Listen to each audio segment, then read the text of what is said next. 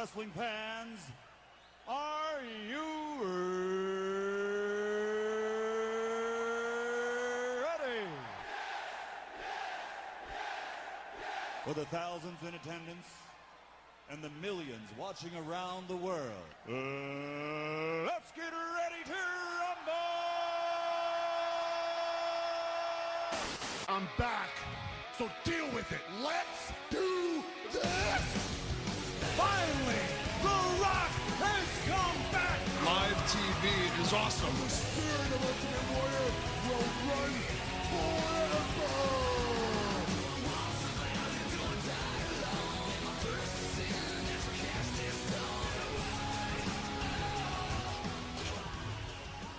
Welcome back, folks, to WrestleRant Radio right here on EC Radio. I am your host, Graham Houston Matthews, sitting alongside the illustrious RJ. How's it going tonight, RJ? Doing good tonight, Graham. Sounds good. We got a lot to talk about here tonight. We got NXT TakeOver, which was amazing. I think both you and I can agree on that. Monday Night Raw from last night, which I thought also was pretty good. Fastlane on Sunday. A lot of stuff going on right now, a lot to talk about. We are without a guest, but it's fine because there's so much to talk about. We're going to take on the full hour and maybe then some. But I'm on the road to WrestleMania. We are 5 weeks away, I think. Or, yeah, a little under 6 weeks, actually, until WrestleMania 31. You're not going this year, but you're equally pumped, though, right? Don't let me. I want to go so bad, but it's WrestleMania, but we'll have to wait and see how it compares to last year. Last year, I think, is up there in terms of like one of the best ever, in my opinion. I don't know if you would agree. You being there too. I think me being there would be more biased, saying it was a better. But I think even from a subjective standpoint, even watching it back, I think it was one of the best. I don't know if ever, but recently at least. Yeah, definitely in the last 5 or 6 years. Yeah, and maybe even in 10 years I would stretch it. But still, though, I think WrestleMania 31, as it is turning out to be a great show. Triple H and Sting, I am very excited about now. After the segment that we saw last night, I thought that was awesome between Triple H and Ric Flair. Great way to kick off the build between Triple H and Sting, which we will talk about in a little bit with our predictions for Fastlane on Sunday. But kicking it off, though, brief news item here. I know you're not the biggest TNA fan, but this was trending worldwide only a couple of hours ago. Samoa Joe, who's been with the company for the last 10 years, has left the company after his contract expired. No new indication as to where he might be going, but what are your thoughts on Samoa Joe leaving TNA? I could care less. I'll rephrase that question. Where do you think he's going to end up? He's probably going to New Japan with AJ Styles, probably. Probably, yeah. Because someone was asking me before, because I put out a tweet shortly after it happened, and that I would like to see him in WWE at this stage of his career, though. I think we've talked about it here on the show before. I don't think they would utilize him the way that he deserves to be utilized, and that he was so talented when he was undefeated for maybe like a year or so in TNA, like a decade or something like that. For a decade ago, he was undefeated for about a year. He was so hot in his feud with Kurt Angle and like back in 06, 07, 08. But in the last couple of years, this guy has done nothing. And I don't really blame him. I mean, he's a little more out of shape than he was 10 years ago. But still, though, they have completely marginalized the guy for the last couple of years. There is no worth in Samoa Joe. Would it be cool? Like, maybe they would have brought him in like 5 years ago to do a thing with Umaga or something like that. A Samoa Joe versus the Samoan Bulldozer. I don't know.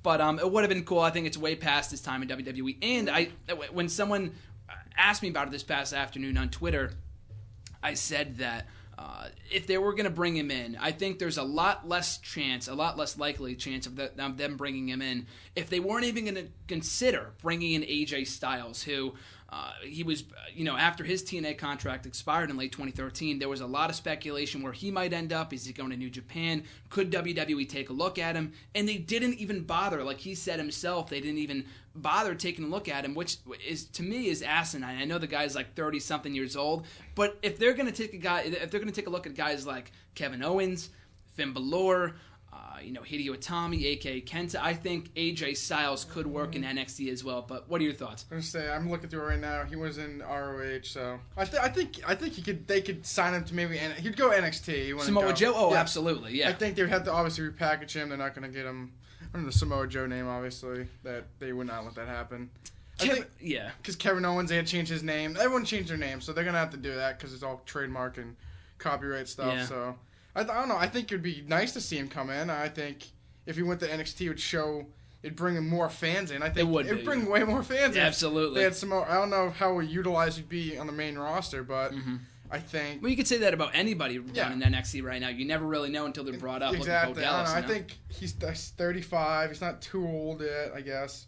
Hopefully, I'd like to see him in NXT, but it is what it is, I guess. I don't know. Yeah, I mean, it would be cool, but I think the thing is that with Kevin Owens, I am so surprised and a little bit shocked that, along with Finn Balor too, but more so Kevin Owens, is that he's a guy who made a name for himself on the indies, in ROH, not even in like a Japanese company or anything like that. I mean, granted, you have guys like Punk, Bryan, Rollins, Sami Zayn, all these other guys from Ring of Honor who have been successful in the WWE, specifically NXT, ECW, whatever. And Kevin Owens is the same kind of deal, and they've allowed him to keep his character, keep his mainstream fans from Ring of Honor, and be himself from Ring of Honor. Like the whole Kevin Owens shtick that we saw last week on TakeOver was exactly what you would have seen in a Ring of Honor, to a lesser extent, 10 years ago. So I'm so happy they're allowing him to be the beast that he truly is. With Samoa Joe, I think it's a little bit different. There might be, I can't confirm, this is all speculation, that there might be some spite there with him being from TNA. He's a TNA guy. He's been there for 10 years. And that, you go down the list of people who came over from TNA, more often than not, they are not the most successful people. Christian, I know he's a former World Heavyweight Champion. They pushed him for a while in 2011, but aside from that, he was a glorified mid-card guy. R-Truth became, he was doing pretty well for himself in TNA.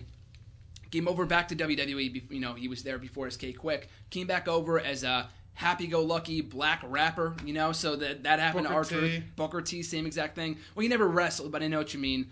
After he came back from TNA, Kevin Nash, same thing. Karma, I mean, it wasn't really, that was all bad timing. It was all bad timing. That was pregnancy. But Xavier Woods is a prime example. Consequences created. The guy, he was over. I watched TNA back then. He was over, but he wasn't just, like a mainstream exactly. star. You make him seem like No, but he was a very talented dude, and now he's in the New Day. Yeah, that could be said for Kobe, talented, but WWE looks for stars. He's not a star. That's true. That's true. But it's still, though, I think the point still stands. There has not been one person, to my memory, to my mind, that has come from TNA over to WWE, regardless of whether they were there before or not, that has been pushed to the level that they should have been or could be, like main event status. Like, no one comes to mind. But do you think any of them should have been in main event status? Do you think R-Truth should be in the main? Oh, no, absolutely not. But you're naming all these people. I don't think any of them should have been in the main event scene. But R-Truth, like we saw in 2011, could have been something as a heel. He was a heel over in TNA. You look his promos up on YouTube, Ron Killing's TNA, whatever. He teamed with Road Dogg for a while, whatever. But he had some really good work. He's a former NWA champion. Like I said, it doesn't have to be a former world champion or WWE champion in WWE. He was a tag team in TNA with Pac-Man Jones. Yes. Is it just them two, right? There's someone else too, I think, right? Road Dogg was they had a little thing going. Yeah, alright. I'm trying to think. But yeah, aside from that though, they could have pushed him, instead of having him come back in as the rapper, you know what I mean? They could have pushed him as that. Not as a main event star, but like I said, I don't know. It's because there might have been many factors, but I think because the fact that he's a TNA guy, they never, they probably just want the perception to be a WWE guy. They want to take someone from the other company, pretty much. Yeah, and well, I mean the point still stands. I think it specifically applies to TNA because Ring of Honor, you have guys like Rollins, Zayn, Owens, even who Triple H is kind of more high on him. That's why they're pushing him to the moon down there, and rightfully so. But they don't bury people from New Japan or wherever else, or Ring of Honor. It's more so, I don't know. I just maybe a TNA thing. I don't know. And this isn't an anti-TNA rant by any means, but I don't know. I just look at it. I just think I think the talent that they're considering, you're thinking of a Daniel Bryan or Kevin Owens or Sami Zayn compared to R-Truth, Christian at the end of his career. True. And then there was also, if you remember him, Lance Hoyt, a.k.a. Vance Archer, who went nowhere in WWE. And then they signed, there's someone else that they signed TNA? In the last couple of years? Yeah, I'm trying to think of his name. Not Xavier Woods, their Consequences Creed. Oh my god, I know his name and I can't think of it right now. What part of TNA was he from? Like what I think he was a tag team. I can't think of his name right now. I want to say, I need to look it up. I can't think of his name. He was a tag team. It was 09, 2010. Not Kazarian, right? Kazarian too was in TNA for a while. It's not Kazarian. I know the guy I'm thinking of. And he went back to TNA too. And he tagged teamed Matt Hardy. I don't know what his name is. Oh, Brandon Walker, a.k.a. not Chris Hero. Chris something. Yes, What was it? You know who I'm talking I know about. exactly who you're talking about. But no, I think that's another excellent example in that he was a guy that had a lot of potential in TNA when he was first teaming with James Storm as a part of the American Wild Tag Team. That's what I'm thinking of. Yeah, America's Most Wanted. That's exactly who it was. And they never did anything with him. They brought him in as a part of ECW. You're dead from the start from that point. And, I mean, I guess he was a little bit out of shape, but still, I mean, that's another example of a guy that had a lot of potential in TNA, was looked at as the next big thing, got signed by WWE. Chris Harris, the Wildcat. Chris Harris is exactly Beer what his name Money. is. Beer Money. No, not Beer Money. That's Bobby Roode. I think it was America's Most Wanted, Yeah, right? America's Most Wanted. Yeah, that's what it was. But, That's what it is. Wildcat Chris Harris. A.K.A. In Braden this Walker. picture, he's way overweight in this picture. Yeah, in WWE he was way overweight. So maybe it was he only had like 2 matches. And if you type it on YouTube, Braden Walker 3-disc DVD set or Hall of Fame, if you watch it on YouTube, it's the funniest thing I've ever seen. It's hysterical. But yeah, Samoa Joe, like you said, I'm with you on that one. I see him going back to either New Japan or Ring of Honor. The current crop of talent they have over there right now, I think, could be phenomenal in terms of matches that Samoa Joe could have with those guys. Would be cool to see him in WWE, like I think we both agreed on. In that, I don't see it being very likely. It would be awesome with the guys that they have down in NXT. I don't see it happening, but it would be cool. Maybe like if they were in Philly this year, I think would have been perfect for like a brief one-over or a one-off AJ Styles appearance or something like that, a Samoa Joe one-off. They don't have to sign with the company. It would be cool if we at least got one appearance from Samoa Joe. I'd like to see AJ Styles in WWE. I just don't think it's going to happen. I know. I don't see it happening either, especially at this point in his career. But you know, he's having some of the best matches of his career right now over in New Japan. If you watch the New Japan pay-per-view at the start of the year on January 4th, I forgot what it was called, but I watched it though, and he had an excellent match. I forgot what his name was. He was one of the Japanese guys. Obviously. So, yeah, I don't watch. AJ Styles was one of the people that got me interested in TNA. I always loved his entrance. He was great. He was great. I think, obviously, like you said, I don't think he'll ever amount to much in WWE because, like, he's the TNA guy. Yeah, he's. And then they had to redo his name, so it won't be AJ Styles. Exactly. It's what it is. Exactly. So I don't see it happening, but it would have been cool though. It's more one of those what-if situations as opposed to if he came. I'd rather see him, do his thing and enjoy what he's doing over in Japan as opposed to coming in and hating his job for. Losing to guys like Yoshitatsu or something.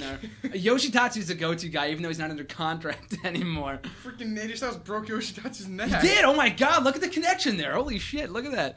But, yeah, still, I think he's better off in Japan along with Samoa Joe. That said, though, NXT TakeOver Arrival, on the subject of that, last Wednesday night live on the WWE Network. Another phenomenal special. Would you call this, in a nutshell, real quick, the best one so far? It's really hard to say. It's really close. I'd have to rewatch them all to think. I think there's been 5 so far. Yeah, I would have to rewatch them all, but this one's really good. Besides the Bull Dempsey Baron Corbin match, I think the night was pretty good. That was the only blemish, yeah. And some of the tag team matches were a little Kalisto had a few botches. Oh, that tag team match, yeah. I think it was better than their first match. We got a little bit more time, yeah, but yeah, the Kalisto, was it Kalisto or Sin Cara? It was Kalisto, because one time he went to jump over the top rope and he all screwed up. I saw that, yeah. And then he did like a Hurricane Run and it looked like snapped the guy's neck. I don't even know what he tried to do. The guy was on his knees and he tried to do a Hurricane Run and literally his head just smashed into the mat. Yeah, I think I know what you're talking about. Corey Graves, I think he spiked his head. I'm like, oh, there's a broken neck for you. Yeah. I don't know who it was, Murphy or... Blake, yeah, Murphy or Blake, Murphy or Blake, yeah. I think their new names are. And they're not Wesley. Murphy. Yeah, Blake and Murphy, exactly. But that was still a nice tag team match. So breaking it off, or kicking it off here on the match with the show. Hideo Itami versus Tyler Breeze, which was confirmed, as you said, on the pre-show. A very good match. Very good. The show. I really enjoyed that. Do you think this was Itami's best showing to date? Yes. I think so as well. Do you think this feud continues past this point?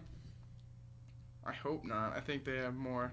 Well, do you think with Tyler Breeze, because you were saying a couple weeks ago that they weren't doing anything They're not doing anything with them. But do you think they should with this feud? I think it's a good feud, but I think it would make no sense for Tommy to lose to Breeze, so... Yeah, true. What do you see Tommy at one point becoming NXT champion down the line? Because he did promise it. Yeah. Eventually I do. Before or after Balor? Probably after. After Balor, probably. Yeah, I think those two could have a great series. I think he'll be the one there the longest in NXT. Itami, I think of the 3, Owens, Balor, and Itami, he's the less ready. That's because his mic skills aren't where they should be. Which, I mean, they're not where they should be. but they're still progressing. He was kind of a step behind the other two. I think he's growing on me a little bit. He's very good, yeah. Love the GTS tees, too. Oh, man, dude. The crowd goes nuts. I know, they the come unglued. Every time. They stand up, they just start cheering. They're like, oh, it's going to happen. Oh, it's not going to happen. Yeah. I think he went for like once or twice in that match with Breeze, but I like that they're doing that because when he finally hits it, it's going to mean something. That's going to be a great moment. They have to save that for like a big match. It should be like the title match. It has to be the title match when he wins the championship, whenever that may be. Even if it's a year down the line, it has to be. In the championship match, that has to happen. But a very fun match to kick off the show. Baron Corbin versus Bull Dempsey, which you already expressed was not your favorite match in the show. Please explain why. I just think they had 2 matches before that was squashes. The no DQ stip was not even like used. I think they literally brought a chair and I don't think it was even used. In the last like 2 seconds. Exactly. Yeah, like you said, and then Corbin used it to sit in it. Yeah, that's extreme. At the end of the match. I don't know, Bull Dempsey, like I've heard you say 100 times, he's just irrelevant now. It's like I don't care about Bull Dempsey anymore. Yeah.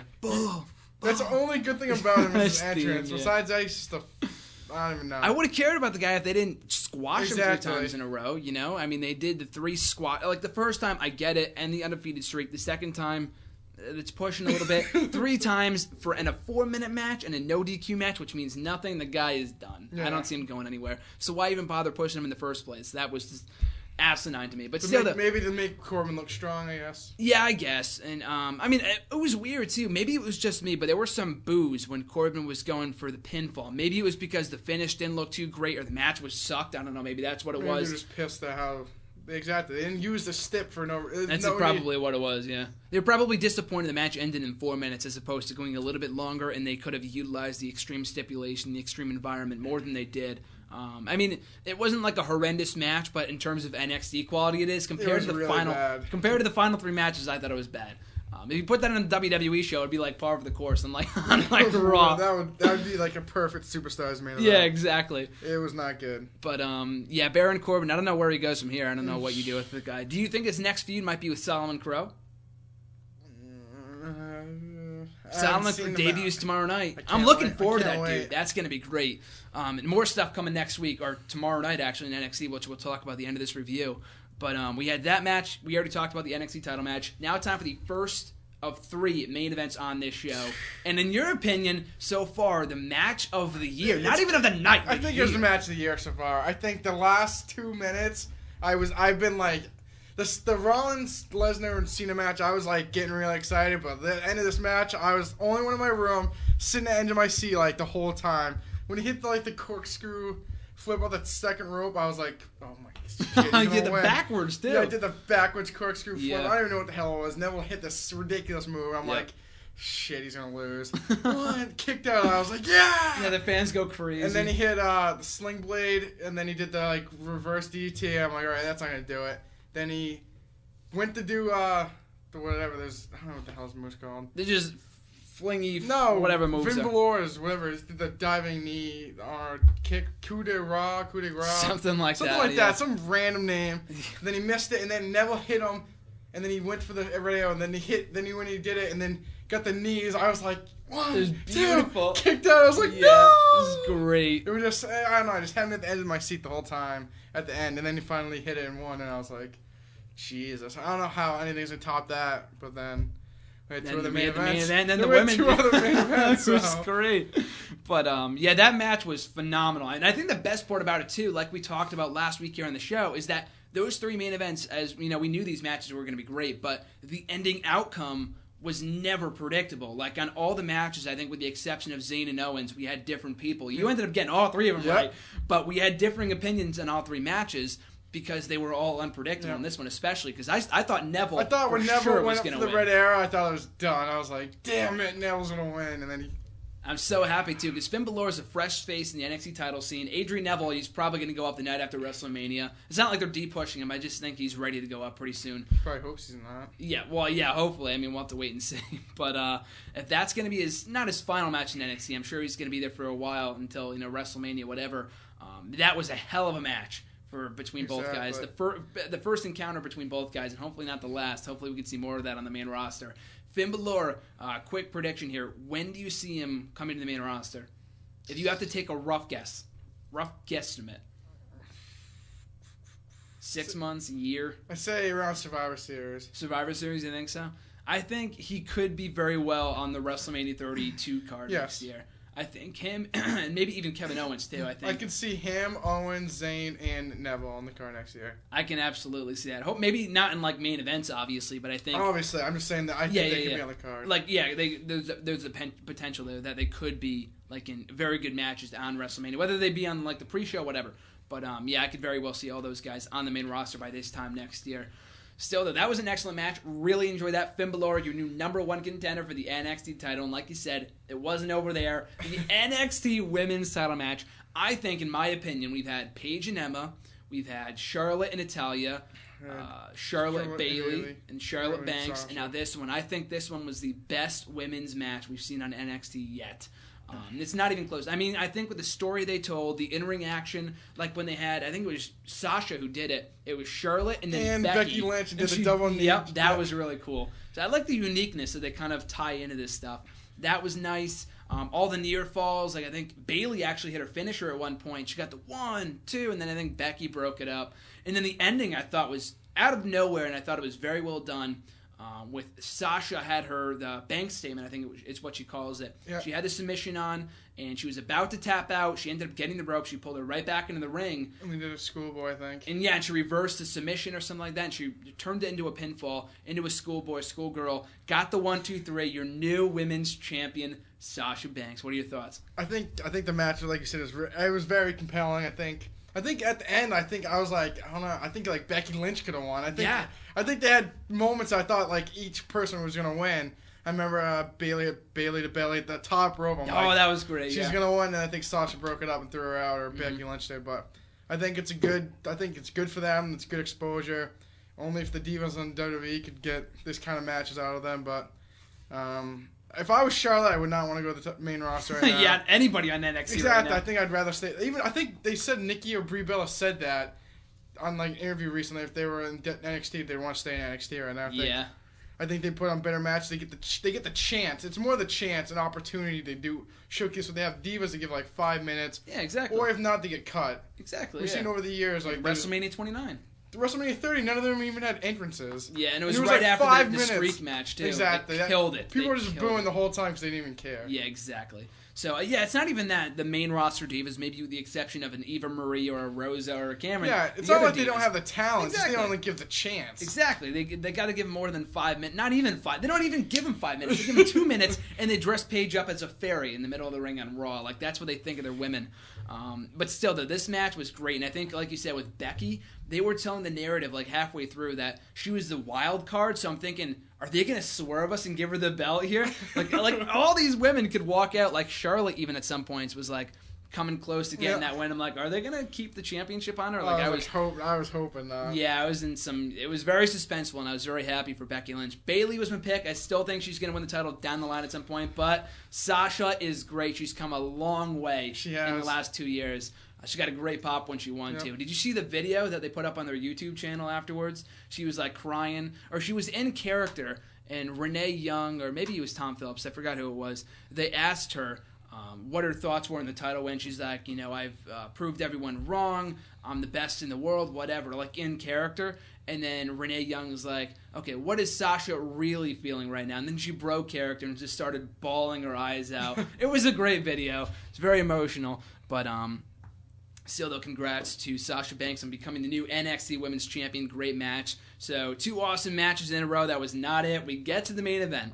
Kevin Owens, Sami Zayn, NXT title match. Now, this matchup, I thought, the in-ring, I've talked about this before, and some people thought that the match didn't live up to the high expectations. There were some mixed reviews, but I thought the match was stellar. From a storytelling standpoint, I thought they did a fantastic job of making Owens look like an animal, making Zayn look sympathetic as ever, and then making sure that Zayn was very well protected in defeat with not getting pinned. I thought everything about this match was perfect. What did you think? I thought it was great too. I thought, like you said, it was greatly booked, great storytelling. Pretty much saying that Kevin Owens waited all this time. He's not going to take, even though they were friends, he's not going to. It's all about the title, making more money. And he came out and literally kicked Sami Zayn's ass, which he said he was going to do. And At the end, I was like, shit. I was like, oh god, don't say he's gonna get like DQ'd or it's gonna be like title change. I was hoping now, yeah, like a no contest. Exactly. Or something. I thought it was gonna be something like that. I was like, son of a bitch, like come on, you can't do that. But then it actually kind of did look like Sami Zayn did kind of get a concussion, did like the flip.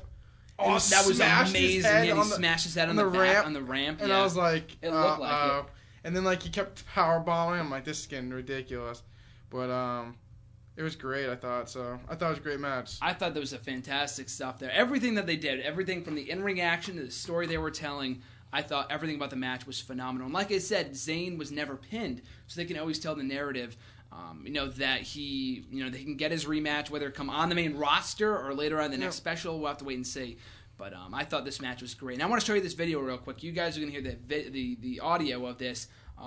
Like the Sasha one, this went up shortly after the show went off the air. It was a clip of Kevin Owens in a post-match interview, and it was great. Just listen to what he has to say. I think it was to Tom Phillips or Renee Young. Wait a second. This is the match itself.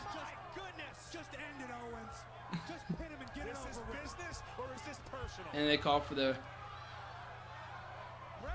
bell here. Some people were confused until his music started playing.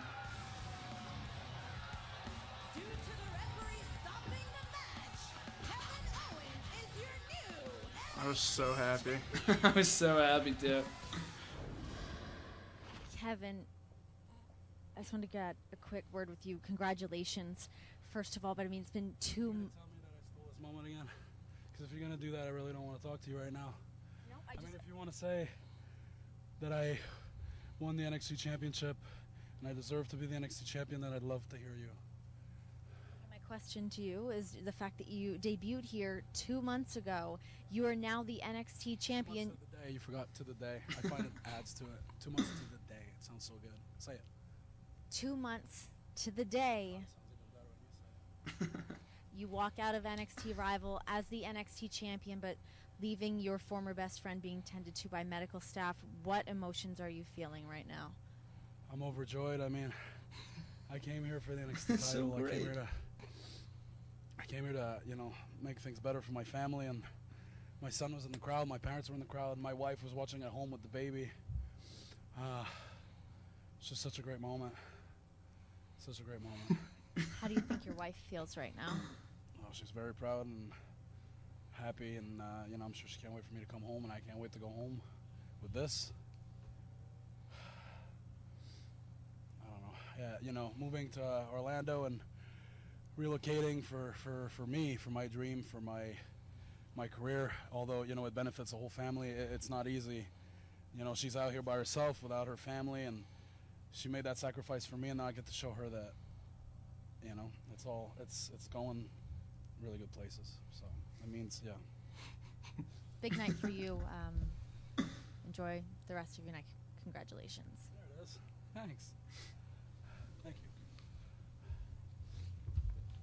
Everything about Kevin Owens right now is so perfect. He is a great heel. When he gets to the main roster, it's going to mean something, dude. It's going to so mean something. And I think a feud with John Cena down the line, whether it be at WrestleMania or whatever, it's going to be great. So I look forward to that. But everything about that matchup I thought was awesome. Some people, like I said before, gave it some mixed reviews. But I think everything about it sets up the future to perfection. I'm looking forward to seeing where it goes.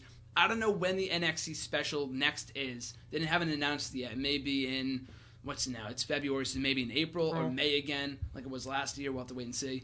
But still, I'm looking forward to it. But did you hear about the returns to NXT from last week? I don't want to spoil it. You heard it? Both of them? Rhino and Brian Kendrick. That is indeed it. I was so excited. Two of the most random returns that you could ever imagine. Rhino, after 10 years back in WWE, I was so pumped to hear that. I mean, he was in TNA like a month or two ago, and he jumped back and ship into WWE, and a part of NXT no less too. I think it's perfect. You bring him back into Raw or something like that, no one's going to care. They probably don't even remember him. The cult following in Full Sail University does, and I'm sure you can have a good program with I didn't read the spoilers, but I know he's doing some feud with somebody right now. We'll find out tomorrow, I think, when he officially returns. I think he teased tension with Finn Balor or something. Yeah, that'd be nice. That'd be a really good match. Like, I guess, like, he interview, like, Finn Balor came in. I don't know. Something like that. Something backstage or something like that. Some backstage, but... Then Brian Kendrick was at the last set of tapings, came in for this set of tapings, and actually wrestled this time as the Brian Kendrick. Yeah. The man with the plan,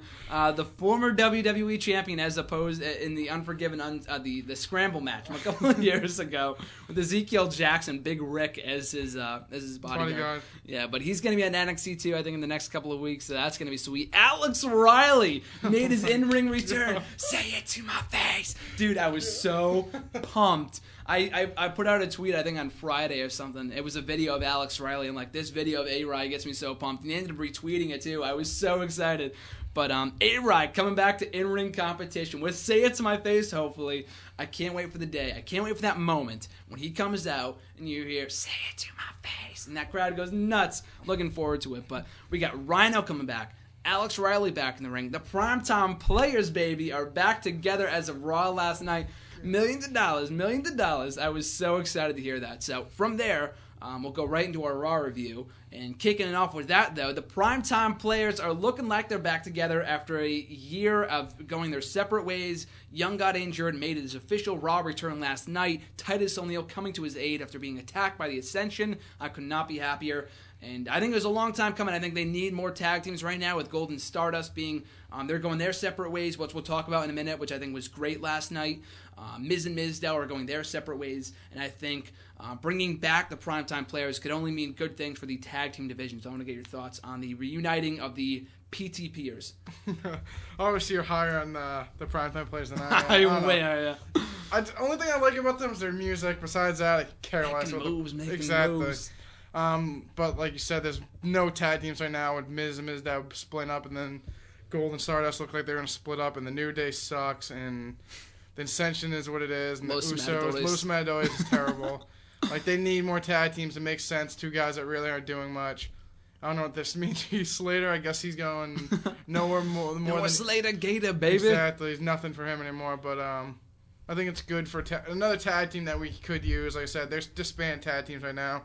The New Day sucks. Los Matadores suck. They need another tag team with somewhat credibility, I guess. I think both O'Neil and Young are good. I don't see them being anything big on their own. They're tag team guys. They are definitely tag team guys. And a lot of people are very high on O'Neil, but he's not like, I think he's not overrated, but some people are like, he could be not our first, because Rock is technically the first African-American world champion. Never. I'm like, I don't see him at that level. Maybe barely even mid-card. Or I could barely see him pulling a U.S. or IC title. Barely. Yeah, exactly. That's pushing it. He is a very good guy. I know he does a lot of charity and stuff like that, so that's awesome. But in-ring wise, he is not no Shawn Michaels or a Bret Hart or anything like that. So that said, I think the Primetime Players coming back is great. And I made a note today on Twitter in that could you see, now that Miz and Mizdow are broken up, a heel tag team, Gold and Stardust have officially broken up, a heel tag team, could you see, now that the Primetime Players are back as baby faces, could you see the New Day finally turning heel sometime soon? To join the heel ranks with the Ascension and Cesaro and Kid. I think they could, but I think the only way they could resurrect that group would be them going heel. No one could give two shits about the New Day. I was like, last night, I literally was like, I was watching on my computer, I almost like shut my laptop. So I was like, I don't want to watch the New Day. The New Day's so bad. Thankfully, their match didn't go long. Against Gold and Stardust. They thought like it would like help rejuvenate their careers, but it's done worse. I'd rather have them off TV. Yeah, I think at this point the gimmick is so bad. It's just so bad that it's just like, ugh. It's hilarious to me because they air these videos honoring Black History Month, like with Ernie Ladd, and Ron Simmons and all these others, and then the New Day, they march those guys out there to one of the most stereotypical gimmicks that we've seen in WWE for a while, and I think it's just a waste of all three guys' talents. Like, it's not adding anything to the tag team division because I couldn't care less about anything they're involved with. It also didn't help that they got squashed on SmackDown by Reigns and Bryan. Were they? Yeah.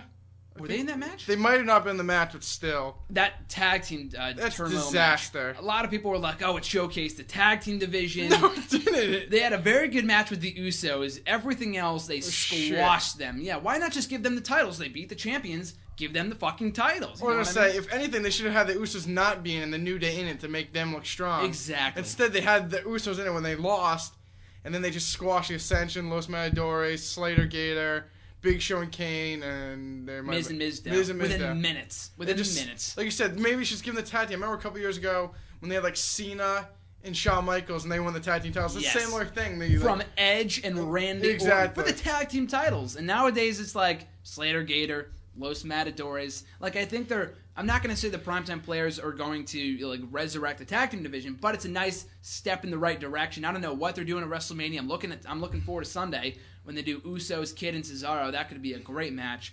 But where they go from there going into WrestleMania, maybe we get another 4-way like we did last year. We'll have to wait and see. That sucked, too.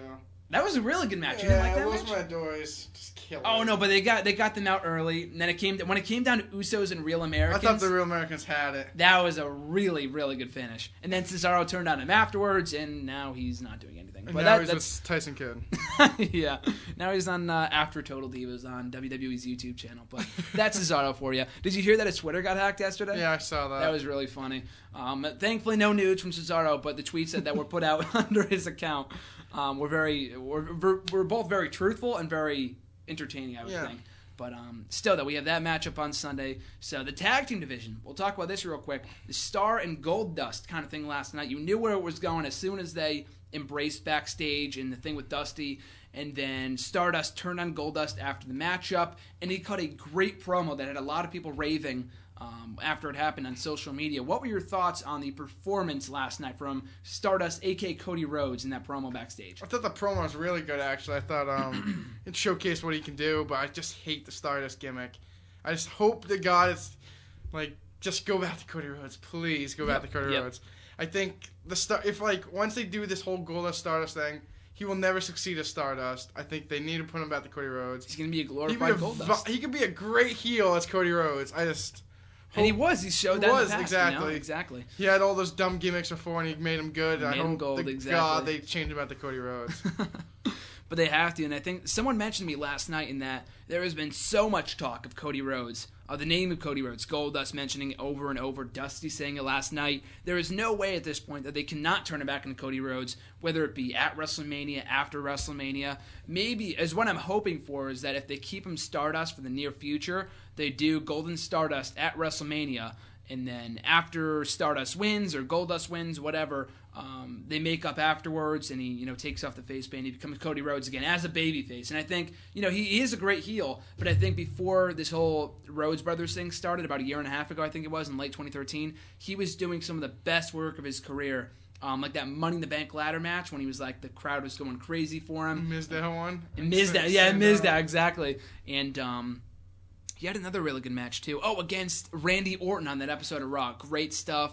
And that Battleground match is still among the best matches of 2013 with the Shield. Remember that? That was a great match too. But I thought his performance last night was spot on. I'm looking forward to finally getting that matchup between Cody and Goldust at WrestleMania. We talked about it a year ago. We're waiting 3 years. We've been waiting 3 years for this thing. So yeah, I'm glad we're finally getting that. But other topics from last night's Raw. We'll talk about this real briefly before we get into the Fastlane thing. Roman Reigns and Daniel Bryan, the booking of them last night up until the final brawl. Yeah, the brawl I thought was great. The heel antics from Bryan. And then the heel antics from Reigns. Exactly. It's just so weird. What I don't get is... And now they're less over than they were I'm glad before. you brought this up, too, because I want to talk about it. What I don't get is, why, if Roman Reigns is wrestling, why would he... I think the Daniel Bryan distraction is more distracting than signing autographs. Why would Daniel Bryan give two shits if Roman Reigns is out there signing T-shirts and taking selfies? It's one thing if Daniel Bryan's doing the yes chant. Okay, obviously that would be somewhat distracting. Obviously you hear the people because there's so many people yelling. Exactly, yeah. But why would Daniel Bryan stop his match against the Big Slow when he sees Roman Reigns signing freaking merch and stuff? Yeah. It's just so stupid. And I don't get the booking at all. Like the brawl, they fight a little bit, and they stopped it, and they fought again, and it's just weird. What I don't get is I thought after Daniel Bryan hit him, that would have been it.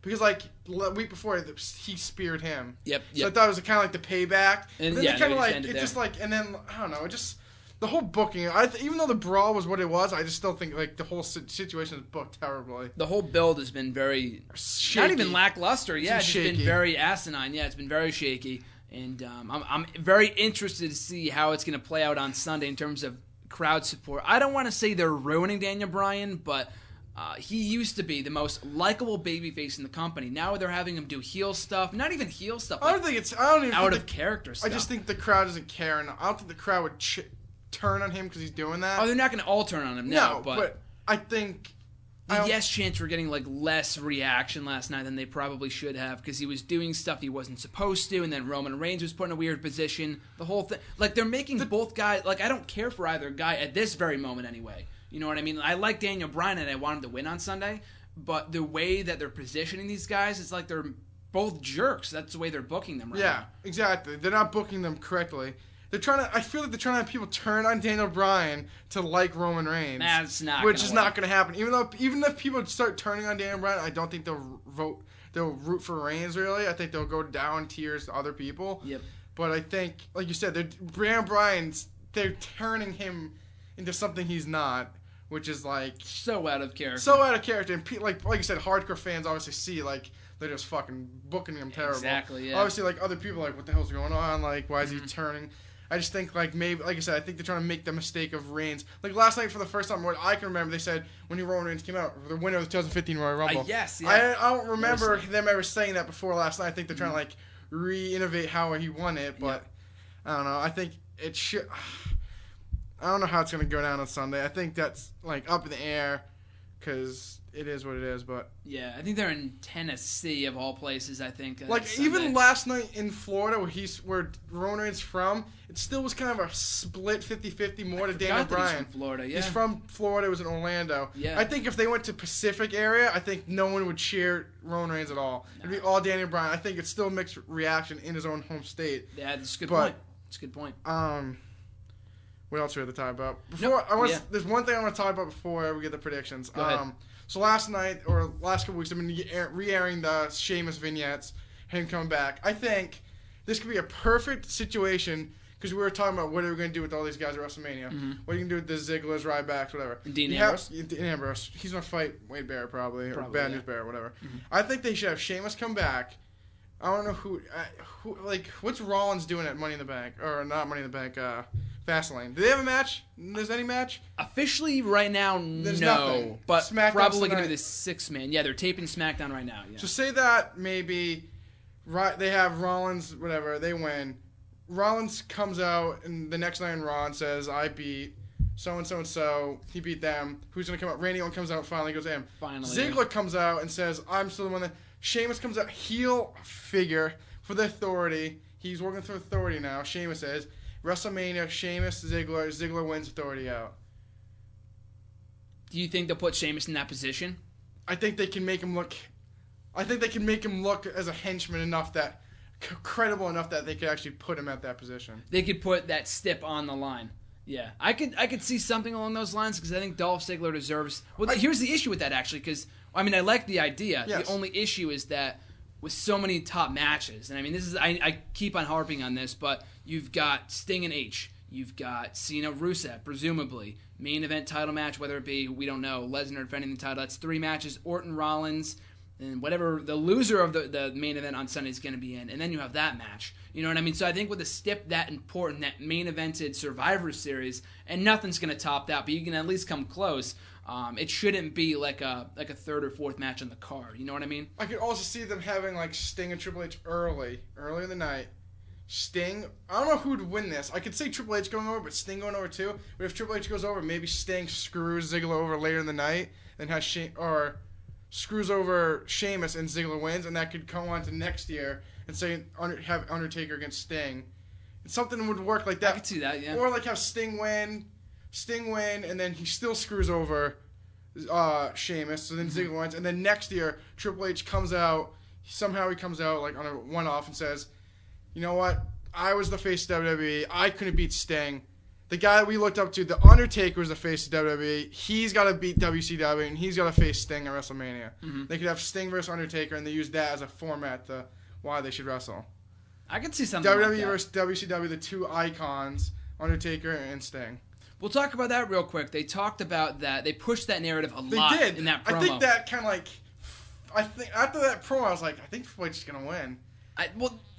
For me, I think it'd be better if they focused the feud on just two legends going one-on-one, like the first ever altercation. Do you, in your opinion, do you think it needs to be? Do you think it's necessary that they're making it WWE versus WCW in 2015? Do you think people really care too much about that? I don't think people care about it, but something to drive. There is something there. Yeah, I'm not saying it's not. It doesn't make sense, but I just think the match already sells itself. That you don't really need to harp on the legacies of both companies. Even though I know where they're going with this, like you said. Triple H was, he wasn't the guy in WWE. It would have been like Stone Cold, you know what I mean? And Sting was technically WCW aside from Ric Flair, and which we'll get to in a second. But I just don't feel like that story is necessary to tell that feud at WrestleMania. You know what I mean? Yeah. I mean, I wouldn't be opposed to it. I think it just adds another element to the match that yeah. most people wouldn't think of. As long as they don't make that the central thing of this feud, then I'm okay with it. If it's like another addition, like they mentioned in the promo, or like the video package going in, like I'd be completely okay with that. As long as it's not WCW versus WWE, like they build it that way, because it doesn't need to be that way. It's Triple H and Sting. You know, they should focus it on Sting's first ever match, and Triple H is going to give his first match in WWE. He's going to make him lose, like something like that. You know, and they also got a heart back, which they did. They talked about it in the promo last night, with Sting being the one to cost Triple H his job. Albeit for a month, but he still cost him his job. So we'll talk about that real quick. Ric Flair making his return to Raw last night, and what I thought was the best use of Ric Flair. I mean, hands down, since the guy came back 2-3 years ago. And I mean, I've ranted about this in the past. Right here on the show alongside with you with the Evolution reunion, which I thought was stupid. Not the reunion itself, but when they brought back Flair to like endorse the Shield, and that was random, and that went nowhere. It's not like he showed up at the pay-per-view. That was stupid. He showed up at a couple months later, like on an episode of Raw, to pick the winner of like that 4-way at Battleground. I don't even know if you remember this. And like he was in a Legends panel with like that Hulk too. Hogan That was terrible. No, but this was before that though. He was like he was interviewed by Renee Young on Raw about a 4-way at Battleground, and he said, "I'm picking John Cena" or something like that, and that was it. That was all he was in.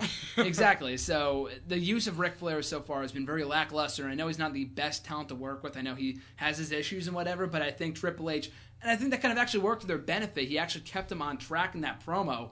And when he's focused, I think Ric Flair can be great. So would you like to see Ric Flair work with WWE more in storylines going forward? I think when it's necessary. I think last night was a perfect segment for him to be in. Exactly, given the history with both guys. So I think that was a great use of Ric Flair. Hopefully, we can get more stuff like that going forward, and not the random like Legends panel, like you said, which so is stupid. Just to bring him in for a payday. I think good for him, but I mean, from a storyline standpoint, it just doesn't make any sense. Exactly. I also like how they let more people a lot of people had promos last night or talking. A lot of people had like little talking segments. I remember Rusev had something to say, Cena had something to say, Ziggler, Rollins. Oh, yep. Reigns, Bryan, Kane, and Big Show had their little tension. Cody's thing backstage. Bray Wyatt with 2 fire promos. Those are the best promos that he's got since the whole Undertaker Seriously, thing started. Nails in the coffin. Oh my god! I mean, his promos. I mean, I will admit it. I think he's a great talker. But a couple months ago, when he wasn't, he was feuding with Ambrose. But when he's not doing anything, his promos are basically directionless. Like they're not going anywhere. They're all over the place. Now they're focused on Undertaker. The only thing I think about him is I feel like he's not on TV enough. Bray He's Wyatt? doing the promos and the vignettes, what he's really good at. They don't put him on TV enough to wrestle. I couldn't tell you the last time I've seen the guy wrestle besides R-Truth on SmackDown last week. Well, he did have 2 great back-to-back matches with Dolph Ziggler recently. Yes, he did. Aside from that, though, I can't remember either. Exactly. I think it's kind of like the mystique of him. Like he's not like Undertaker-esque. He's kind of like in that territory. Like they're not going to show him every week. I think, which it might actually be for the better. It might be for the better, but like I said, even going in the WrestleMania, because that's what the central idea sounds like it's going to be. It's going to be Undertaker and Wyatt. I forgot to say that match before too. Yeah, but they both can't lose. The real issue. That's the real issue. I think Undertaker could afford the loss more because it's at the end of his career. Now that the streak's over, it doesn't really mean much. Exactly. Yeah. But Wyatt losing his 2 first years at WrestleMania to Undertaker and Cena would really damper his career. We were saying this last year, around the same time, that Bray Wyatt had to beat Cena. Didn't happen. And he didn't beat Cena. And he won an Extreme Rules. People thought it was He won that shitty Extreme Rules match, and then he got buried at Payback. Legit buried. He literally got, like, buried. Buried under steel steps under or something. steel steps or some, like, prop on the side. Yep. Then he kind of, like, floated around. He had the Jericho thing that kind of was, He had the Money in the Bank match he was in. And then went away for a couple months. And came back with the Wyatt family. Broke up the Wyatt family, Ambrose. Then after the Ambrose thing kind of, like, picked up. Now he's starting to pick up again. He had a strong show at the Royal Rumble. A couple good matches. He's starting to build that momentum he had last year, but they have to capitalize on that. Exactly. They can't have him lose the Undertaker again, because it's not like they can have another match with the Undertaker. He's once a year. Exactly. So, if anything, if it's coming out of WrestleMania and a face somehow has the title, I think they might implement him in the title run after beating Undertaker. But then who's going to win? Because if Reigns won, he'd be a heel. If Rollins won, he's a heel. If Lesnar retains, he's a heel. Bryan would be the only face that would make sense, who's never beaten Bray Wyatt. There's a story there waiting to happen. Exactly. Yeah. But it's the first time he was trying to recruit him into the Wyatt family. This time, it's all about him not being able to beat Wyatt. It's a great story there to tell. It's not confirmed that coming out of WrestleMania, Reigns is going to be a heel. So they could try to do that, but it's not for the better. I think we talked about that last week. Him as a babyface, the whole believe that shtick is just... Beating Brock Lesnar, as a babyface and keeping on that title as a babyface and Rollins not cashing in, it's not going to work. His babyface shtick is too Cena-esque that hardcore fans or fans that are under 10 years old don't want to see. I liked Roman Reigns as in the Shield. I liked him when he broke off from the Shield. Once he got the Cena booking and all the terrible promos and the believe that crap, and I don't hate him. I just hate the way he's been booked. I don't think he's a bad person or whatever it is. I think he's just been terribly booked over the last couple of months. And I think that he'd be a lot better as a heel, but then there's not that many faces for him to wrestle against. Exactly. Yeah. That's the issue. The issue is with the heels. There's too many top faces, and there's not enough top heels. Exactly. Well, your Big Show, your Kane. Don't even say Big Show and Kane. They need a freaking... It's a curse word on this show. Literally, the only two heels that I consider that are legit... I'll say three. I'll say Bray Wyatt, Seth Rollins, and Rusev. Besides that, I couldn't name another heel. That's it. And Bray Wyatt's still doing the Undertaker thing. Yep. Rusev might be dead after WrestleMania, and he probably will be dead after Fastlane. Yeah, exactly. And then Seth Rollins is the only one. And that's it. And then, Sheamus, I know, is coming back, but we got to wait and see what they do with that. That could be a flop and a half, too. I think he did his better work as a heel. He absolutely did, yeah. I loved Sheamus when he came in, beat Cena at TLC, controversial way. He's great, yeah. I liked him more as a heel because you wanted to hate him. He's a guy that's his stupid accent. I want to hate him. Yeah. Him as a babyface, it's ugh. It's just like Roman Reigns as a babyface. The fella crap. I could deal. 1-800. Remember 1-800 fella? That whole thing. No, it's just some guys work better as babyface. Some guys work better as heels. Yeah, exactly. I think Sheamus and Roman Reigns are better heels. Seth Rollins, he's a tweener. He could go both ways. He could be great either way. I think Daniel Bryan's kind of a tweener, but more of a babyface now. He had his heel run. People still want to cheer him. At this point, he's so popular. I don't think you can turn him right now anyway. Exactly. I think they might have to. How weird it sounds. I think they might actually have to tease or try to do a John Cena heel turn. Yeah, they can't tease it because at this point, I know he teased it last night. And he's like, I know I have to show more aggression. I'm like, change the channel. Don't care. I've heard this how many times before? A million times. I don't give a shit because I know it's not gonna happen. If they're gonna do it, you just do it out of nowhere. Exactly. What the fuck? You gotta do the Hulk Hogan kind of exactly. That was never planted. No build up. Anything. It was just went boom. It also sucks that internet ruins everything nowadays. Exactly. Back then, it's just... Yeah, I was 96, and I'm wearing the NWO t-shirt as we speak. Dude, 13 years ago today, NWO debuted in WWE No Way Out 2002. First pay-per-view I ever saw. Really? No Way Out 02? 02. I wanted to watch Royal Rumble, but didn't see it. I just saw Heat. That was a good Rumble, too. Just saw the Heat that year. Nice. But that was a great pay-per-view, then. No Way Out 02. Started off with NWO was the first thing. That whole year, I thought 2002. I know we're going off track here, but so 02 good. here, I thought was amazing. First year as a wrestling fan, it was amazing. So many great things about that year. But that being said, though, we'll get into our Fastlane predictions here. I think the pre-show's Miz TV with Paul Heyman. Yeah, wait until the pay-per-view. Don't really care about that. I care less about that. We heard Paul Heyman address the Roman Reigns, Daniel Bryan stuff last week on Raw, and a wasted opportunity to have Brock Lesnar be there. Why not save that appearance with Lesnar being on Raw last week and save it for the pay-per-view instead? Because he didn't do anything on Raw last week, you know what I mean? That was a wasted appearance. But we have that on the pay-per-view. For the match itself, for the tag team titles, the Usos versus Cesaro and Kid, tag team championships in the line. Who do you got? Usos. Usos, you I think think they over? wait till Mania to give him to Kid and Cesaro. Kid and Cesaro or the Ascension, they'll probably wait till Mania to change it hands again because then they just won in like December, so it's way too soon. Then again, they took the titles off Miz and Mizdow after a month, so you never really know. But still, though, I'm looking forward to that matchup. I think it could be a great opener for the show, and the Usos have like one of the best track records in history for like best ways to kick off pay-per-view. So should be a great match. I have the Usos as well, so we both got the Usos there. Divas Championship up next. Nikki Bella versus Paige. What do you got? Could go either way. I mean, at this point, I'm like, I don't care. I like Paige. It's not that I don't care. Just like I don't know. Like if Paige loses, then why the hell would she get in the rematch? The issue, and then where would they go with the title after that? Like we said last week, I could see Nikki winning here with help from Brie, and then AJ comes back, and then you do a tag team match at Mania or a 4-way or something. I could see that. Yeah, I'd say Nikki Bella.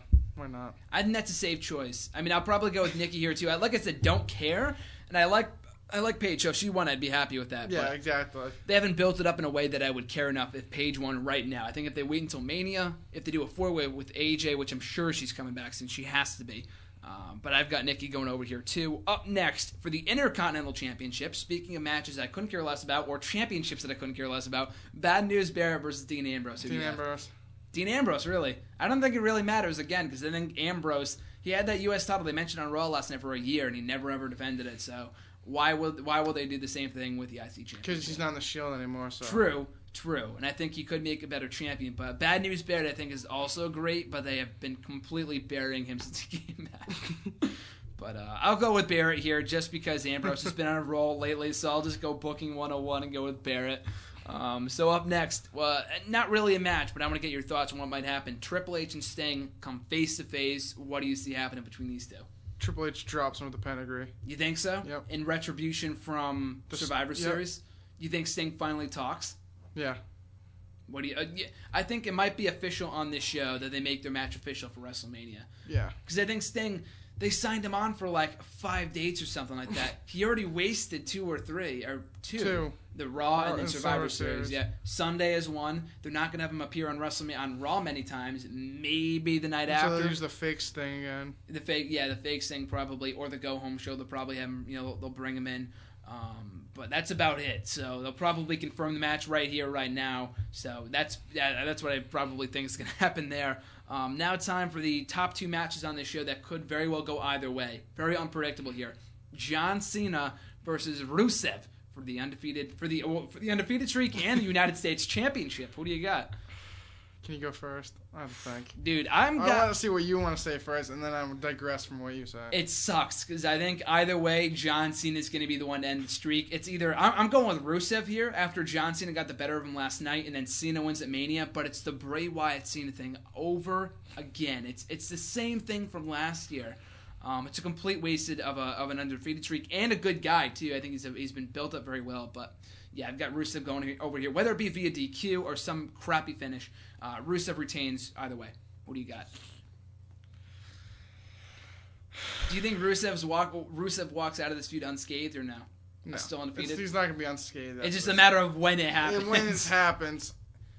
The thing is, I just know for a fact, one of these matches, WrestleMania or No Way Out, Cena will win. I know it already. They're already going with he's testing me as a man. Kind of. He's an old guy. He's an at old 37. guy, so he's got to prove Rusev that he's not a young, old guy anymore. Winning the U.S. title, would that really make a big deal? No. I think it would give him more credibility. I think it'd bit. give a little bit more John Cena. He's kind of John Cena, but like, who would he lose it to? Who would he lose it to? Is the real issue. Would he defend it a lot? Probably not, because he's not. He's the main event guy in a mid-card title. Raises a lot of questions. It raises a lot of questions. I think him holding it could help someone down the line. Him losing to someone like a Sami Zayn or an Adrian Neville. I doubt Adrian Neville, but just saying retrospect there. But ruthless aggression all over again. Cena as Kurt Angle, and then John Cena. Who's going to be John Cena? Sami Zayn, Adrian Neville. Yeah, but they know who they are. People know who Sami Zayn is, so it's not like you can do the same thing. No one knew who John Cena was. True. But I think, like you said, I think I'd rather Cena go over at Fastlane and then Rusev win it back. I think it just kill Rusev so bad lose at Mania. I don't see Cena losing both matches. Even if I could even see I can see them even It's hard. taking this feud from Fastlane, Mania, and Extreme Rules. And I think They'll probably do that. they'll probably do that. They try to drag storyline. Extreme Rules is always WrestleMania Mania recap. remaps. Yeah. Backlash. It's really hard to say. I think either way, Rusev's going to lose. Rusev will lose the match, but by like DQ or something. You know what I could absolutely see happening? I could see them doing what they did with Lesnar and Triple H, but instead of like over the course of a year, they do it in 3 months. And you have Rusev win on Sunday by, count out or something. And then Cena breaks the undefeated streak at WrestleMania, wins the title, and then they'll pull a Big Show. Like, remember when Big Show won the IC Championship at WrestleMania 28, and he lost it right back to Cody Rhodes the next month at Extreme Rules? That's what I see happening. And then Rusev will win back that championship with some help from John Cena's next rival, Kevin Owens or something. I don't know. But just a thought. just a thought. Kevin Owens already come back. Yeah. Or I don't know. Rusev was on NXT for only a few months, so I don't know about Kevin Owens. We'll have to wait and see. I think I saw that on hashtag today. It was like, should main roster guys face NXT guys? I think this would be a great idea. Have like Kevin Owens, Sami Zayn, Neville Breeze. Yep. They fight Slater, some shitty other guys. You fight for your spot. Slater versus Owens. Owens wins. He goes to main roster. Slater goes to NXT. Oh, okay. They could do that.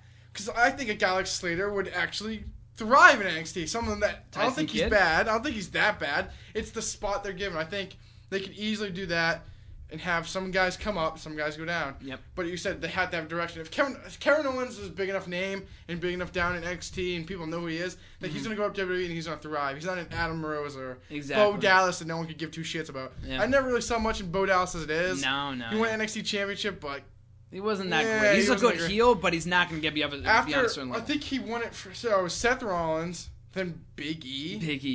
For like 6 months. Exactly. They were very high on him for a while. Yes. He had a good run as IC champion, but he was good. That's a rant for another day. Then he lost to Bo Dallas, Adrian Neville, it is what it is. But I think, like you said, a guy like Kevin Owens or Sami Zayn, who've been around for a long time, that actually deserve to be in the main roster. People care about them. They'll have direction. A guy like Adam Rose was barely down in NXT for a couple months as Adam Rose. They called him right up. And they call him right up. Same with no one cared about Bo Dallas. They pretty much took his gimmick and tried to make it like Daniel Bryan, like the Bo Leave. They ruined him. With the undefeated streak, I think he had something going there. It's not like he's going to R-Truth. And then he lost R-Truth. Then it was all downhill from there. But, So, back to predictions. John Cena or Rusev? Rusev. No, Cena will win, but Rusev won't lose the title. Rusev retains? Mm-hmm. Okay, then that sets up for a rematch at WrestleMania. That's what I got as well. And then main event, Daniel Bryan versus Roman Reigns. Winner advances to WrestleMania for the WWE World Heavyweight Championship. Before I go, who do you got? I think this one is literally a toss-up. I think I could throw it up in there, and just it's like a flip a coin right now. Yeah. I think the tease and both guys could win. I want to say Bryan. I just don't know what they would do with Reigns if Reigns loses. I've heard a lot of people say the Rock thing. I think the thing with Reigns and Rock would be really good. Where comes out and says, "You cost me. I want to kick your ass," or whatever. Yeah. But I just fear the Reigns and Lesnar match is going to be terrible. And I don't know if they're going to pull the trigger on that yet. Especially if Reigns is going to be the babyface. Exactly. And Lesnar is the heel. Like they said, people are saying like maybe Paul Heyman jump ship the Reigns, and like people sympathize with Lesnar. I guess it kind of was like that in 02, like Lesnar and Big Show. They had a shitty match at 02 Survivor Series. It was like 4 minutes. 4 minutes for the title, for the championship. It was like a 4-minute match for the title. And his undefeated streak got ended on that show. Yeah, his undefeated streak did get ended on that show. So Big Show of all. And he was gonna win too, and Paul Heyman screwed him over. I'm pretty sure he choked him on a chair. Yeah, I think something like that. Yeah, something like that happened. I think two big guys just never gel in the ring. I just don't. I hope they go with the David Goliath thing. I think it would be perfect. Daniel Bryan lost his title, never got a rematch. Exactly. Him come back, like I said, Reigns versus Rock would be another hell of a match. They could put on the card. Sells itself, exactly. And just another big match for this pay-per-view. If they have all these matches how we're having them, they all come out as good as we think they could be, this could be one of the better cards. It could be. For a year that we were kind of like, what the hell is going to go on? Yeah, exactly. If they had Lesnar and Bryan, Rock and Reigns, Undertaker and Wyatt, Sting and Triple H, Seth Rollins and and Randy Orton, Yep. and then just other matches. It just could be ridiculous. I've heard rumors of an NXT Money in the Bank kind of ladder match for the title. On the For a pre-show, or which would be hell of a time. Amazing. I think that would be great for them. I don't even care if they're on the preview. That just gets another viewership to the network. That has to be on the pre-show. It has to be on the pre-show. NXT guys have to be on the pre-show. It can't be on the main roster. No, but I think in any form, NXT guys have to be on the pre-show this year. Pre-show, it should be pre-show or the first match, I think. Yeah. Because they would kick off, they would get the crowd so much into the invested in the product. People who go to WrestleMania know who these guys are anyway. Exactly. You know? It's not like they're nobodies. People have been watching, like you said, the hardcore fans know what NXT is. Exactly. It's not like most people, no, hardcore fans are the ones that go to WrestleMania on the night after and stuff like that. They're the ones that pay retarded money to go out there and do all this stuff. I think that'd be perfect for them. Like I said, if they formulate, because then like if Bryan loses like Ziggler, but then Ziggler would have to go heel or someone would have to go heel, and it just wouldn't like. No one would give two shits either if Daniel Bryan won like the Andre the Giant Memorial. Or Bryan is not. I'd be pissed. I'd be like, okay, who cares? Yeah. He was in the main event last year. Now he's in the Andre Giant Memorial. Exactly. And he wins it for no, and it has no. I'd be happy with Ziggler winning it. Oh yeah, I think Ziggler is worth more than that. Yeah. I think the whole Survivor Series win kind of means nothing. Yeah, absolutely. It meant nothing. Yeah, they completely His best devalued it. win of his career meant nothing, pretty much. I wouldn't say Sting's debut meant nothing, but I would definitely say Ziggler's win was completely devalued. It was very watered down by by how the Authority came back so month fast. and a half later. Exactly. Jesus. But like I said, he was in that role last year. No one really saw Cesaro winning it. He kind of won. He kind of broke out. Ziggler could do the same thing. I think you throw in Miz and Mizdow and Star and Goldust, we got ourselves a stacked card. Exactly. Much more than last year. The last year we only had like 3 or 4 matches to top the card. You had everyone thrown into that Battle Royal, Divas match, random ass Shield match, and Daniel Bryan Shield match working was double very duty. random last year. That was like 2 or 3 They won minutes. in like 2 minutes. Yeah. I think it was a time constraint. Yeah, I think so. But the match itself, like New Age Outlaws, really. Literally, I don't think the New Age Outlaws and Kane literally got one offensive move in. No, but I think I would have taken that over a Shield triple threat because it was way too soon. Yeah. I think it was great too because it just made the Shield look that much more dominant. Exactly, yeah. It was like. I didn't want to see the match. It was a blessing in disguise. It was a blessing in disguise. Yep. We didn't get drawn on a long match, but we got like what we wanted. We want to see them kick their ass. So it's what it is. I would have gotten that as opposed to. I would have taken. I'm happy that we got the short match and then the opener too with Rock, Hogan, and Stone Cold. Like I'm happy that went longer so we could have that short match too. Exactly. Like it worked out well. But WrestleMania main event, Bryan or Reigns? I'm sorry. Who do you see? I'm going with what I want to see. I want to see Lesnar and Bryan. I want Bryan. Daniel Bryan. You think he's going to win, or both? You want him to win? I'm going to pick who I want to win. I want to Daniel Bryan. I got to go Roman Reigns. My thoughts on this have not changed. I want Daniel Bryan so badly, and I know the rumors are now Vince has changed his mind. He thinks Bryan's going to WrestleMania. I still don't see that. I still see it being Roman Reigns. What you do with either guy, that's the hard part. Like you said, where do they go with either guy after this? And like I said in this week's Q&A video, it's not going to be a triple threat. Like you can't do that. Right. To do it 2 years in a row to me, it just seems so stupid. I feel like Lesnar, and then you just had a triple threat match for the title like a month ago too, a Royal Rumble, and it's not going to be as good because Reigns is going to be carried. I think it is doable. It would look bad for WWE to have 2 years in a row. Worst case scenario, I think. Exactly, because they're fixing their mistake by implementing Daniel Bryan again. Yeah. When they should have made him, he should have won in the first place both times. So it has to be Bryan and Lesnar, I think, in WrestleMania. Reigns and Lesnar, like you said, if they keep it the way it is, I think there is potential there to have a good story. But at this point, especially with this build with Bryan being so freaking bad, they have ruined any credibility that he's had on his own. Bryan can still recover from this because he's organically over. Reigns, they have ruined any crowd interest, any fan interest in him whatsoever. So they either have to turn it beforehand at WrestleMania. I don't know what they're going to do, but I think it's still Roman Reigns that wins here. But I think they think that Reigns wins. Mm-hmm. He's kind of heel. Then they have Heyman jump ship with Reigns. That would make him more of a heel. But WrestleMania? For WrestleMania. Okay. But what do you do to circulate some response from Lesnar, who has those limited dates? How is he gonna? He needs a Heyman to be there with him. Exactly. So people keep saying, "Oh, it would make so much sense if Reigns and Heyman teamed up," but then there'd be no response with Lesnar for 5 weeks. He might have 2 appearances left on his date. And he's not going to resign. He's going to turn on him 1 week, and then he's going to show up for a promo the week before WrestleMania. And what's he going to say? He's a farm boy? He's going to kick his ass? Like, it writes itself. I think 02, it was good enough. He had enough mic skills. Now I think he just doesn't give a shit anymore that he won't put extra effort in to play the role. Yeah, well, I mean, he had to cut a very good promo a couple weeks ago, but that's as a heel though, as a baby face. What's he gonna? Cause he's not gonna get sympathy from the fans. Nah.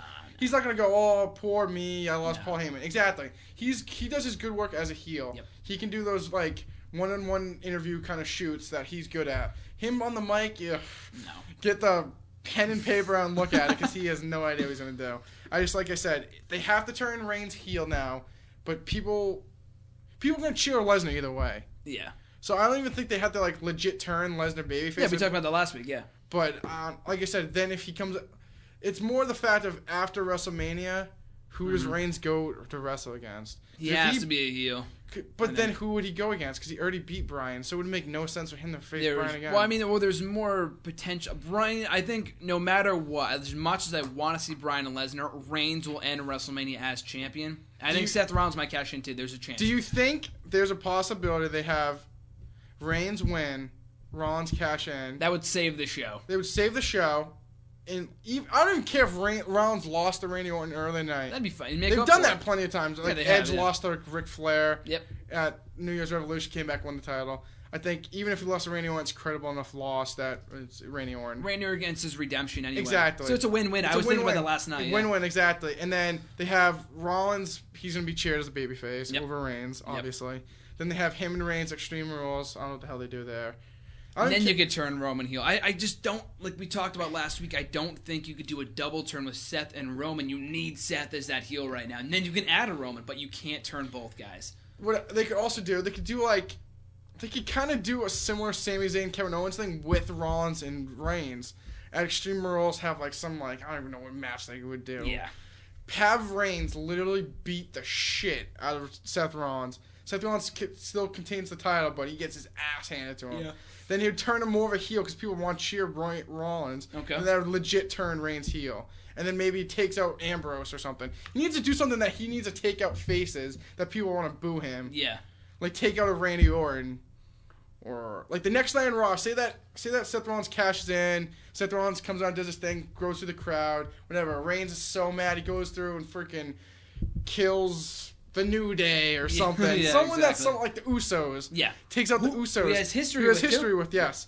Like backstage, they're walking, they get attacked by Roman Reigns. It makes him more of a heel if he attacks faces. I think what they're doing now with Daniel Bryan, if the route was to turn him heel, they're not going to turn Daniel Bryan heel. Oh no, I mean Roman. Heel. Oh, okay. I mean, if they're going to turn him heel, then they're doing a good job by pairing him with Daniel Bryan. But the bad part about it is they're also making Bryan look bad here too. Yes. It's not like Roman is looking like a complete douche compared to Bryan. They're making Bryan look equally bad. They both look like jerks right now. Exactly. Like, so why am I going to cheer for either guy on Sunday? Like, I want Bryan to win still, obviously, but the booking of that has been so bad. But I still have Roman Reigns, and you got Daniel Bryan.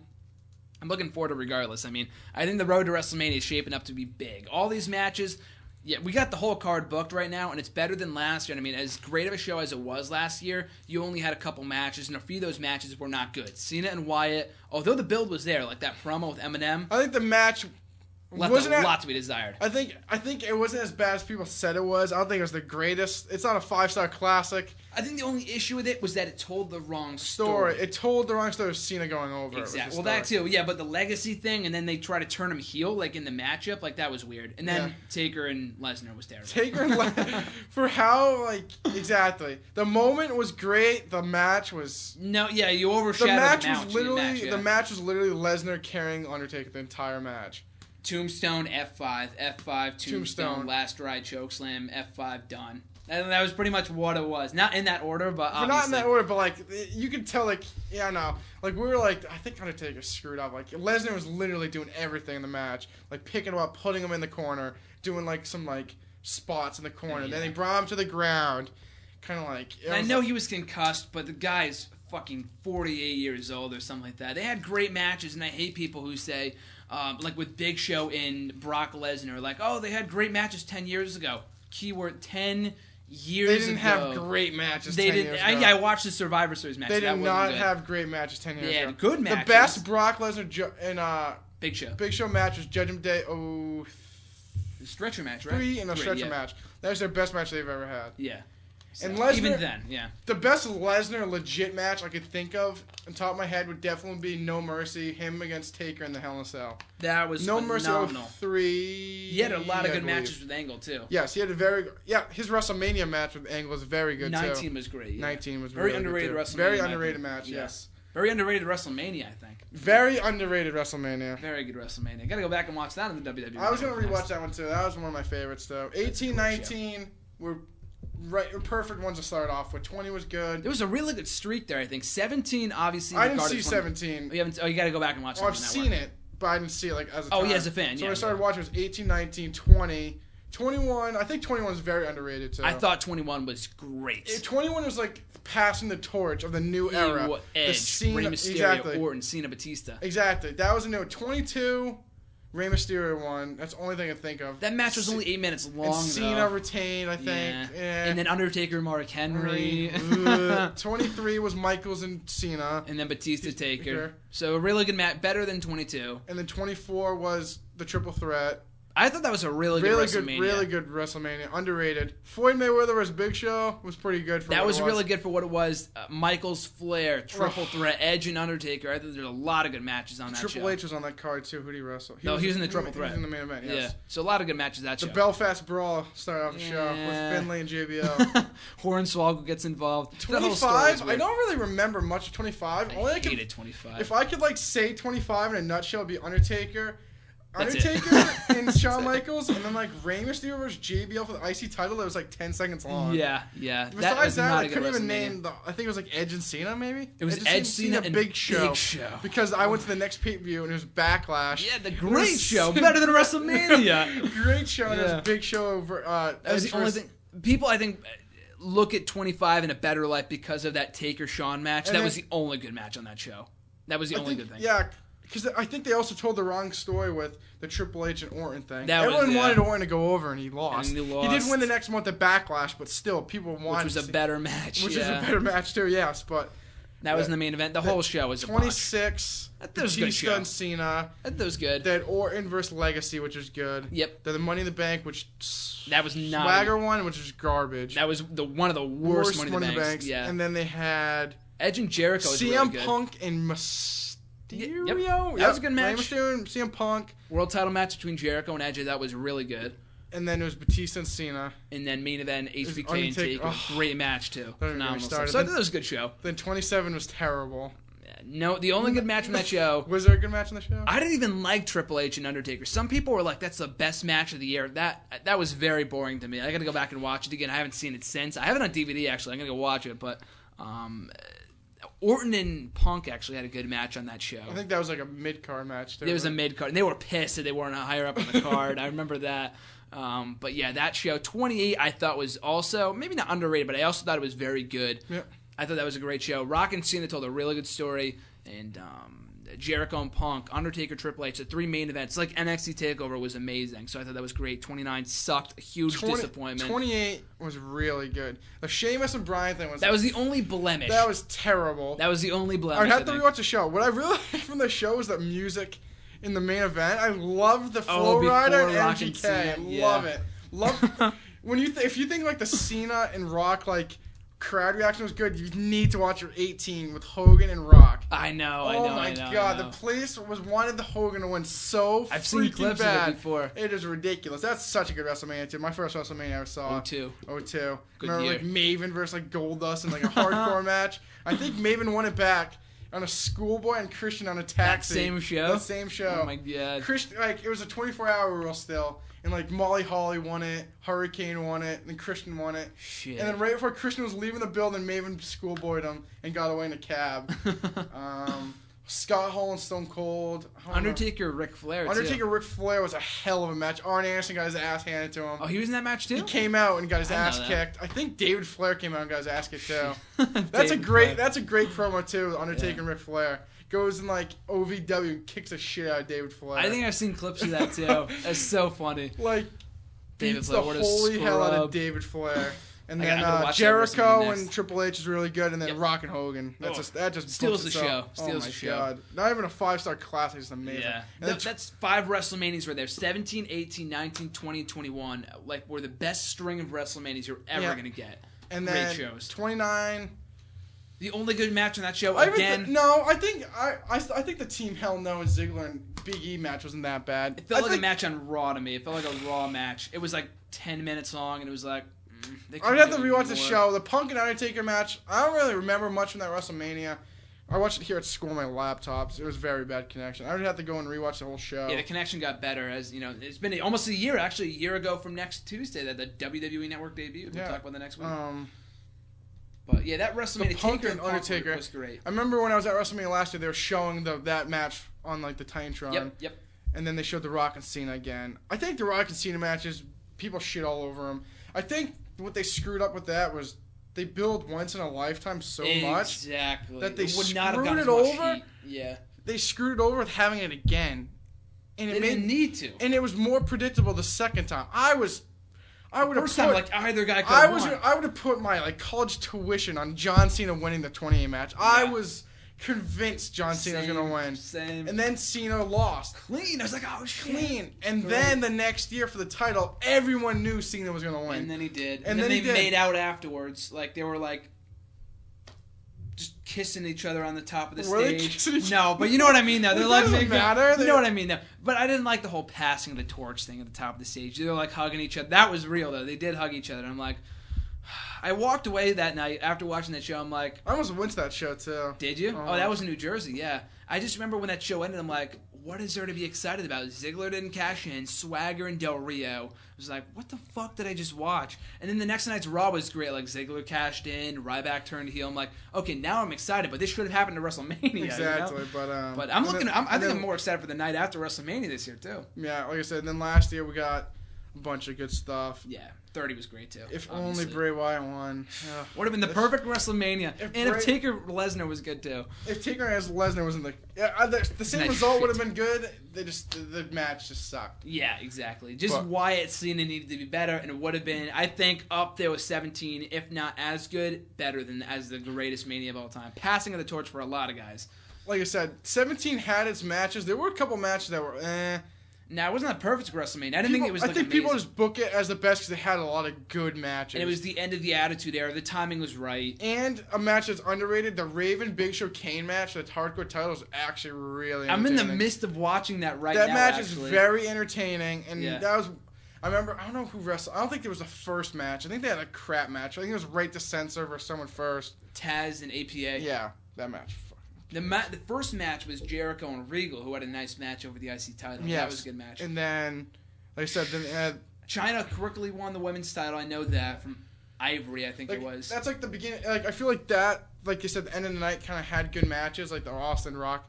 Austin. Then McMahon, I thought was fantastic. Fantastically booked. Oh my god! Fantastically Like booked. you on paper, that match is like, I don't care about Mr. McMahon versus Shane McMahon. Then Linda, that was like the moment of the night. That's also like at WrestleMania 22, the Vince and Michaels match. That was a lot better. It's a match than any that right to be. It had a lot. It was a way better than it should have been. Yes. Exactly. But I think this WrestleMania card could be good. I think next year, the opportunities They need to be big, are yeah. endless. I think so many people could think of what they're gonna do. 33. I'm already looking forward to 33. Don't know where it is. I heard it's going to be in Pennsylvania, maybe. Where? I don't Maybe know. at Heinz Field, maybe. Yeah. If But it's close to somewhere, us, if I'm it's going. somewhere close, I will definitely go. Book the plane ticket. And I'll definitely be out of college at the time, so I'll have money to spend to go to WrestleMania. I'd like to see to go to Canada again. I'd love to go to Canada. Oh, man. Those fans are so hardcore. I'd love to go out there to Canada. And, Oh, that was where 18 was. yeah, Yeah. Toronto. They never go to Canada. They need Unless to they go. go to like Vancouver, that's way too far. It's like Yeah, freaking yeah. other side of Canada. It's like yeah, going they to can't Washington go at that that far. point. But still, I think to go to Canada, I think they need to branch out and go to some new places. But 32 next If year. is gonna be anything, have great. like a SummerSlam in there or something. They Yeah, need, they need to go back to. They haven't done a pay-per-view in Canada. I think if I'm correct here, I think since like 09. Like think Breaking Point. Was they had in Breaking Canada. Point at the Bell Center, I think. Yes. Because that's when Undertaker uses. And Montreal Screwjob 2.0. Oh my god. With Punk. How many times didn't TNA do this nutshell Yeah, like it 100 was like a times? month later with Kurt Angle, and he's like, "Fuck you, I'm going back to WWE." I remember after it happened, John and I were so convinced that he was telling the truth. He's like, "Do you know that Kurt's going back to WWE?" And I'm like, "Oh my god, are you serious?" It was so funny. Yeah, that was such a bad year. That was 5 years ago too. Holy shit! But still, though, Fastlane Sunday. Looking forward to it. I'm excited. We're on the Fastlane on the road to WrestleMania. It's going to be a great road to WrestleMania with all that's being shaped up for WrestleMania, all that's being rumored. It's going to be a very good WrestleMania, I'm sure. But before we go, shameless plugs and the shout-outs. Shout-outs, Molly, Cam, Graham. That's it. And Shannon. I don't really need all our shout-outs. I'm really tired. Twitter at Raymond_Marceau. Facebook. I don't even care what Facebook. I don't even look at Facebook anymore. Twitter is all that matters. Twitter's words. Hashtag book it. Exactly. Hashtag book it. Besides that, Graham can do his EC73 radio /TV. I don't even know how to say it. Here we go. I think it is next week, live 9 o'clock Eastern time. We got Marlon Phillips on the show. John, actually, I just talked to him earlier, who was almost going to be on the show today, like I talked to you before. But I've got him booked for the post-WrestleMania show, WrestleMania review, and the pre-WrestleMania show. Both are going to be 2 hours like last year, hopefully. I can go 2 hours, definitely. We've got Michael Yoder on the show again for the WrestleMania prediction panel, so that's going to be cool. Next Tuesday there, 9 o'clock Eastern time, 8 Central, right here. Let's see if I can do this. Live365.com /stations /ECTV73. Boom! Hashtag book it, baby. We're talking Fastlane. We're talking the road to WrestleMania. There's only 5 weeks from this Sunday. I don't think that makes that much of a deal. I think there should be more time. You're really pushing the... I don't think it really should matters. be 6 or 7, No. I think. I think it drags it out way too much. 5 weeks, it feels like they're just going to push it. Well, I mean, we won't find out until WrestleMania, but I feel like they might rush some things. We'll have to wait and see, though. But, still, next week we're talking all about Fastlane, so it's going to be a heck of a show. But at WrestleRant on Twitter, Graham Houston Matthews on Facebook, YouTube, same thing, Bleacher Report, same thing. And also make sure to check out ProWrestlingShirts.com. Whole bunch of articles up there. Wrote an article last week by February pay-per-views are useless. Boo. Only you hate February pay-per-views. I hate February pay-per-views. I With the love exception of No Way Out 02 from the shirt that I'm wearing right now. There are plenty of good No Way Outs in the day. No Way Out, but Elimination Chamber was pointless. I'm sorry, but I did not like that show. What I was saying earlier, they should have New Year's Revolution, Royal Rumble in February, and then literally WrestleMania in March and April. I like that a little bit better. Fastlane is just so... I feel like Royal Rumble, and then they win the title, so they have to wait 2 months to get the title chance. It's kind of stupid. They should do it the next month. It would make more sense. It would, yeah. And maybe you could push WrestleMania up a little bit. This year it's in March and not in April. It's a little different this year. I think it's because of the week. I think you said it's Easter's the following week. That's exactly what it is. Yeah, so that's why it's 5 instead of 6. But next week, though, we're talking all about Fastlane. Hopefully you guys can join us. And from EC Studios, we'll see you guys next week.